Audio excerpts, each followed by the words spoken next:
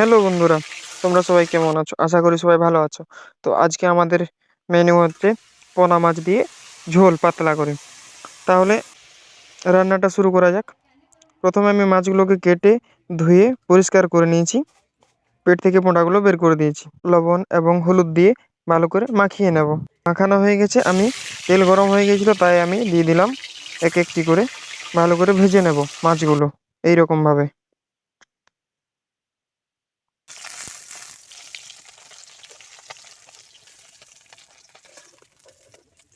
So বন্ধুরা, আমাদের মাছ ভাজা প্রায় কমপ্লিট হয়ে গেছে। এরপর ওই তেলের মধ্যেই দিয়ে দেবো প্রথমে কেটে রাখা পেঁয়াজ এবং তার সঙ্গে কয়েকটা তেজপাতা এবং কয়েকটা লঙ্কা কাটা ভালো করে দিয়ে দেবো। এগুলো ভালো করে একটু ভেজে নেব, তারপর বাকি মশলাগুলো অ্যাড করব। ভাজা হয়ে গেলেই অর্ধেক ভাজার সময় আমি দিয়ে দিব কেটে রাখা সেই টমেটো এবং তারপর দিয়ে দিব আদা রসুন এবং পেঁয়াজ বাটা।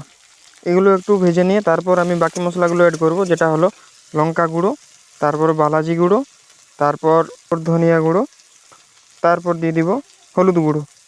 এগুলো একটু ভালো করে ভেজে নেব।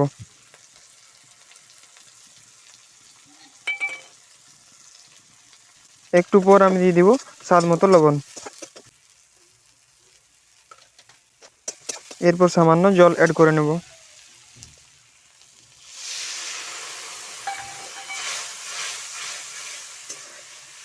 এরপর একটু সামান্য আবার ভাজা হতে দেব, তারপর আমি দিয়ে দিব বেটে রেখেছিলাম সরিষা, সেটা আবার দিয়ে দেবো। আবার এটা মশলার সাথে ভালো করে কষিয়ে নেব। ভালোভাবে কষা হয়ে গেলে তারপর আমি দিয়ে দেব সেই ভেজে রেখেছিলাম যে মাছগুলো, সেই মাছগুলো একটা একটা করে সব দিয়ে দেব।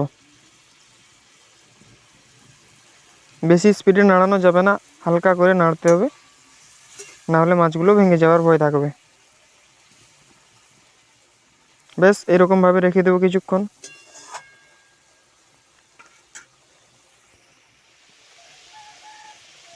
আমাদের কিন্তু মাছের রসা রেডি হয়ে গেছে।